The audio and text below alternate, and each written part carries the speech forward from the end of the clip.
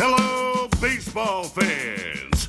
You're watching On Deck with Tyler Redmond. Is this the greatest Braves team ever? And again, it's been thrown around a lot lately. Ben Verlander has said it. Tom Verducci has compared them to the Big Red Machine, of course, the 1975-76 Reds. The Mike Petriello from MLB.com says the lineup is one of the deepest ever. Not deepest Braves teams, deepest in all of Major League Baseball history. It really picked up a lot of steam when Ben Verlander said it. This is, I would say, a month back.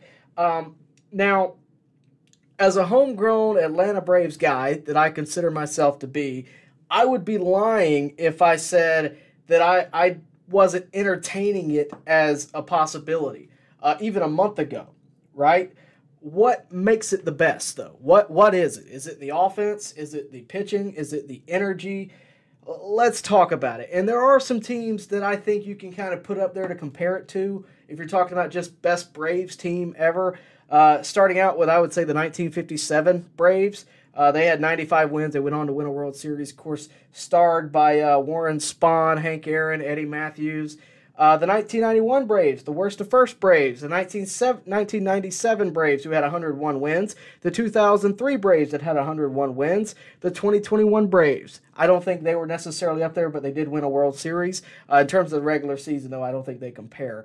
The 1995 Braves, which, of course, did win a World Series. And, of course, that one that Morgan Wallen sang about, the 98 Braves. There's a lot of great teams. Of course, the 98 Braves have the most regular season wins with 106. So there's a lot of teams to compare it to. I'm not going to get into that because I think, frankly, they're all great teams. I think any one of these years they had a great chance to win a World Series if they didn't. So it's hard to know. But let's talk about what makes this team a part of the conversation. Starting off with the offense. This offense is honestly what gets most of the attention, rightfully so. MLB Network, again, has done multiple breakdowns of how this offense works, why it's successful, and just, frankly, how it can be replicated, because a lot of teams, you got to think, are sitting there going, how are they doing this? Everybody knows about Atlanta's ability to hit the long ball, right? We have discussed that extensively on this channel. We have seen it everywhere. We see it every night. I mean, they live and die by the home run. But they're not just home run hitters. We're going to get to that in just a second. I think what's more important is their ability to score in the first inning. When I say that, everybody immediately will point to Ronald Acuna Jr. Again, rightfully so. Ronald Acuna Jr. has been outstanding this season, but specifically in the first inning. I want you to take a look at these stats. In the first inning, Ronald Acuna Jr. has a .411 average, .484 on base percentage, a .645 slug, and yes, 17 stolen bases. He has been absolutely phenomenal. So not only is he on base nearly half the time, he's also stealing bases at an extraordinary rate in the first inning. And again, it says an awful lot. Not only about the talent of Ronald Acuna, but the aggressiveness of the Braves. And when you talk about the aggressiveness of the Braves, you have to consider a number of things. Number one, the talent you have, but also the coaches, right? Managed by Snicker. We all know how aggressive Ron Washington is at third. I mean, these guys are getting a lot of praise now that I think they should have been getting for a few years, to tell you the truth. I'm glad they're getting it now, make no mistake. But all these guys have been outstanding for the past few years. They mix old baseball, new baseball. They mix the world of analytics into the old baseball mindset. They have been absolutely phenomenal. You have to talk about the Atlanta Braves coaches when you talk about not only the aggressiveness of the Braves, but also their success. So I wanted to include that in this. But beyond that, again, you know, it's not just Acuna. And when you look at it, I mean, when you look at what he is able to do, you also have to look at what the team is able to do. And I'm bringing this up, and you're going to see why in a second. Jason Stark presented this the other day. These are the players in all of Major League Baseball history with a 600 slug or better. Okay? There's only 6. So that tells you what kind of company what I'm about to bring says. Babe Ruth, Ted Williams, Lou Gehrig, Jimmy Fox, Barry Bonds, and Hank Greenberg. 6 of the best hitters of all time. All of them would be Hall of Famers if steroids weren't a factor. The reason I bring this up, the reason I show you this, and I think this is actually very, very telling of this Braves offense. Atlanta as a team is hitting above 600 in the first inning this season, okay? That is astronomical. That makes such an impact on your offense. And, they've been so good this year, and I think you're gonna like where I'm going with this. I have yet to address this. They have been so good this year that they have found themselves on social media being accused of cheating. I don't know if you guys have seen this. Marlins fans were on it for a while. Mets fans were on it for a while. I haven't addressed it because, honestly, I didn't really know what to say. I kind of found it ridiculous. And let me be clear, there is absolutely no evidence that the Braves are doing anything nefarious or anything like that, i.e. the 2017 Astros. But there have been accusations, and it's usually meant in a laughing matter, but that's how good the Braves have been. I mean, they've been accused of, they got to know what's coming.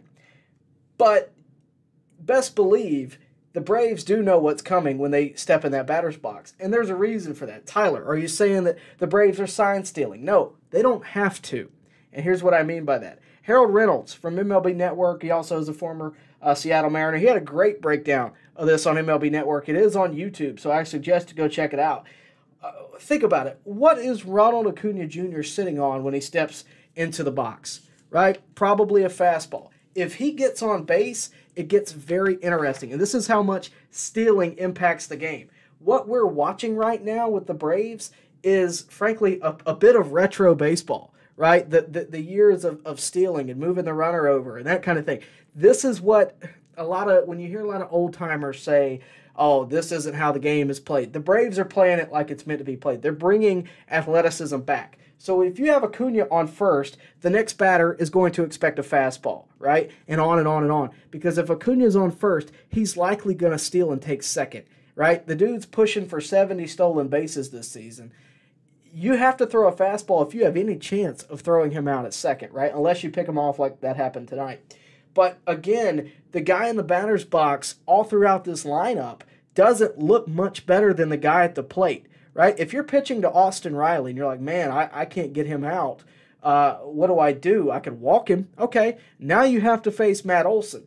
That's the threat in this lineup. There is no getting out of it. There is no easy way out of it. Throughout the lineup, you have speed. I would say Acuna, Albies, Harris would be great examples of that. You have power, Acuna, Olson, Murphy, Riley, d'Arnaud, Ozuna even. You have guys that just flat out hit and get on base. Rosario, Arcia, right? Those guys matter as well. And not to mention the depth pieces. And yes, you have your superstars, but the depth makes the difference. We're going to talk about that in a little while. I did want to bring this up.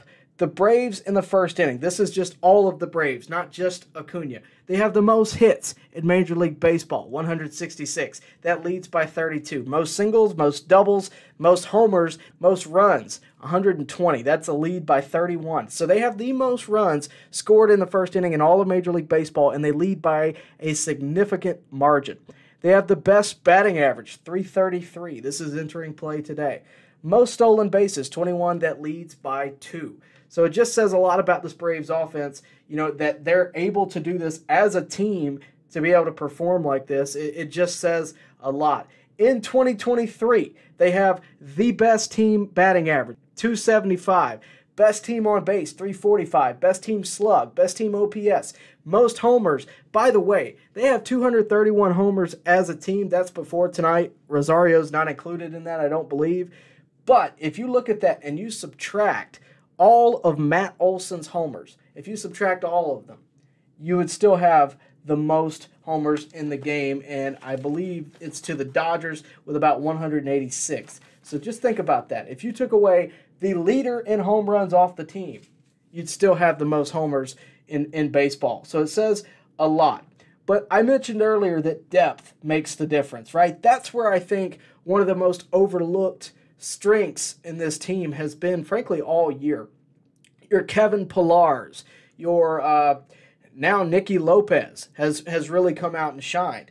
There's been a few of them over this season. They've battled losing Max Fried. They've battled losing Kyle Wright. And they've been able to navigate their schedule and have the best record in the game. So, again, depth matters. Albies is out. They call up Vaughn Grissom. We can talk about that as well a little later on. You have 3 Braves that still haven't missed any games, and obviously Riley, Olsen, and Acuna. So, I mean, you have guys that post up. You have guys that come in and hit every day. And if they don't, you have a night like tonight where a guy like Rosario is the hero, right? But you have so many different ways that this Braves offense can beat you, whether it's with small ball, with stealing and bunting, or whatever the case may be, if you need it that bad, or you have the long ball. You have so many different ways. This offense is so dynamic. And, Arcia is a guy that can come in. He's good for a hit every night, So it's just ultimately, again, the offense is what's going to get the attention, right? The offense is always going to get the attention. But one of the key factors, I believe, has been the pitching this year. And I know we've talked a lot about the pitching this year. I've talked a lot about the bullpen, with no shame on that, because the bullpen, I thought, was the one that needed to be addressed. Not because anybody was doing anything bad, per se, not because the bullpen was just outright bad. They had the best ERA in baseball there for a time, at least the best in the National League. So it's not like they were bad, but if there was a weakness on the team, it was for left-handed pitching. Alex Anthopoulos solved that at the trade deadline by going and getting Brad Hand, right? And they also went and got Pierce Johnson and a couple other arms. So there's a number of things that the Braves have done to get better, but a lot of their moves have been within. I mean, when you look at the guys who they have gone to, when they lost Max Fried, when they lost Kyle Wright. Think about this. I'm just going to name a few pitchers who we haven't seen in a while. A.J. Smith-Shawver, Colby Allard, Dylan Dodd, Jared Schuster, and I'll just throw him in here, Alan Winans. Those guys were not expected to carry any kind of load. And I'm not saying that, Mike Soroka, we'll throw him in as well. Michael Soroka, we'll throw him in as well. Because those guys were not expected to be the guys that the Braves counted on. But they turned into that. And they did an excellent job. You can say that some of them didn't exactly have a great appearance or great appearances. But they 8 innings, right? They pitched quality innings. They gave the Braves a chance, most of them. And if you had told me that the Braves in spring training that the Braves would have to play half the season without Max Fried, their ace, and so far all of it without Kyle Wright, I would have been very skeptical that they'd have 77 wins and a 12.5 game lead, maybe more now, in the NL East in mid-August. I would have been very skeptical. But the guys have stepped up. I would say specifically Bryce Elder. When you look at what he's done this year, yes, he's had his down spots, but look how young he is. Look at the role he's been, frankly, kind of forced into. I mean, he's been outstanding in that. Every opportunity he gets, you can tell that he makes the most out of it. And, I think that the pitching is something that has been very, very overlooked. It's not the most conventional way to go about it. Obviously, you'd love to have 5 guys who never get hurt, never go down, who you can count on, and go with that. But the Braves have successfully navigated without multiple starters, and they have the best record in baseball. You can credit that to the offense if you want, but the pitching deserves it too. And yes, it's a credit to the pitching, but it's also, again, a credit to the depth. Depth that a lot of people don't know that the Braves had, right? Because when you look at the farm system rankings, the Braves, I believe right now, are dead last. If they're not dead last, they're pretty close. And somehow or another, they keep finding diamonds in the rough. So I'm just saying, who does that revert back to? It reverts back to the front office. Alex Anthopoulos and his crew do an outstanding job. And, I think that when you look at the Braves and you look at the way they're built to last because they're not built for just this year. They weren't built for just last year. They weren't built for just 2021. Is this the best Braves team out there in history? They certainly have an argument, and we'll see how the season finishes. But they are certainly the most impressive team I have seen offensively in a very, very long time. So, we'll see. We'll see what happens, and hopefully they have a terrific postseason. I'll leave it at that. But no, this has been an outstanding performance. And look, if they get more than 106 wins, which is the 98 Braves record, who's going to argue that they're not the best Braves team in history? I won't. Baseball fans, make sure you like and share this video and subscribe to this channel. As always, thank you for your support.